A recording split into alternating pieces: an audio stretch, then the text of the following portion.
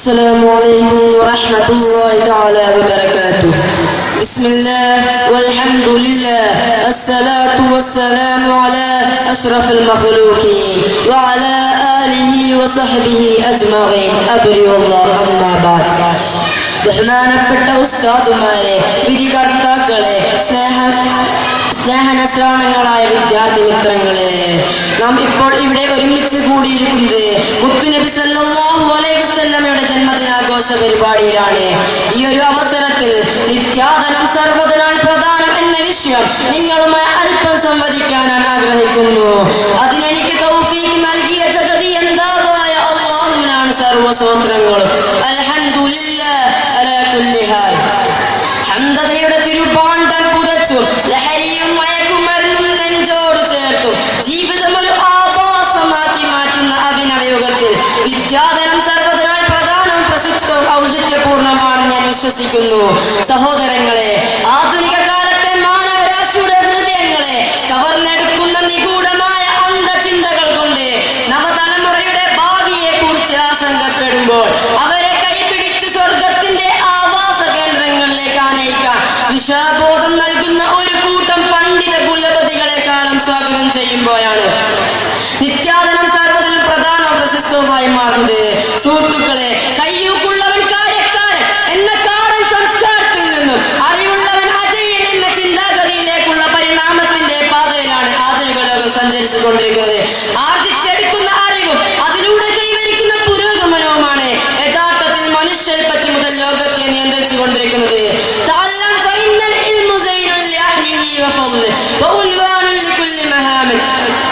എന്ന് വിശേഷിക്കപ്പെട്ട അറിവെന്ന ആയുധമാണ് ലോകത്തിന്റെ സാമ്പത്തിക, സാംസ്കാരിക, രാഷ്ട്രീയ ജീവിതത്തെ നിയന്ത്രിക്കുന്നത്. ലോകത്തിന്റെ നീതിയും നിയമവും നിയന്ത്രണവും മാറ്റിമറിച്ച് ലോക ജനതയുടെ ഹൃദയമിടിപ്പുകൾ നിന്റെ കൈപ്പള്ളയിൽ വെച്ച് അമ്മാനമാടാൻ നിനക്ക് പ്രയോഗിക്കാവുന്ന ഏറ്റവും ശക്തമായ ആയുധം വിജ്ഞാനമാണെന്ന് പഠിപ്പിച്ച നെൽസൺ മണ്ടേലയുടെ വാക്കുകൾ വിദ്യാഭ്യാസത്തിന്റെ സ്വാധീനത്തെയാണ് തുറന്നു കാട്ടുന്നത്.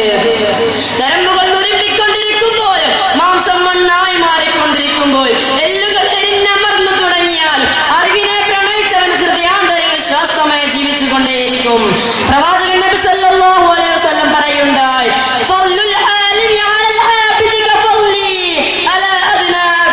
ഒരു പണ്ഡിതൻ ആരാധനയിൽ മുഴുകിയ ഒരു വ്യക്തി കൈവരിക്കുന്ന ശ്രേഷ്ഠത എനിക്ക് നിങ്ങളിൽ ഏറ്റവും താഴ്ന്നവന്റെ മേലുള്ള ശ്രേഷ്ഠതയോട് തുല്യമാണ്. എന്ന വചനത്തിലൂടെ പ്രവാചകൻ വിശേഷിപ്പിച്ചത് അമ്പിയാക്കളുടെ അനന്തരാവകാശികളായിട്ടാണ്.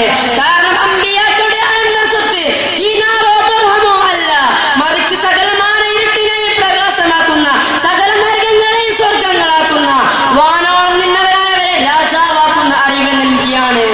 ജാഹിലിയ്യത്തിന്റെ കരിമ്പടം പുതച്ച അറേബ്യൻ ജനതയെ വെറും 23 വർഷത്തെ വിദ്യാബോധം കൊണ്ട് സംശുദ്ധമാക്കി തീർത്ത പ്രവാചകൻ സല്ലല്ലാഹു അലൈഹി വസല്ലം ഇന്ന് കാണുന്ന സ്വാതന്ത്ര്യത്തിന്റെയും സമാധാനത്തിന്റെയും സാംസ്കാരിക പുരോഗമനത്തിന്റെയും ബൃഹത്തായ സംവിധാനത്തിലേക്ക് വഴിനടത്തിയതും വിദ്യയോട് തന്നെയായിരുന്നു.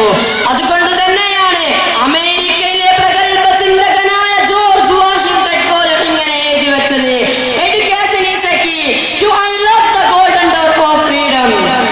സ്വാതന്ത്ര്യം എന്ന മഹാവിസ്മയ ലോകം കീഴടക്കാൻ വിദ്യാധനം എന്ന ആയുധം കൊണ്ട് മാത്രമേ സാധ്യമാവുകയുള്ളൂ.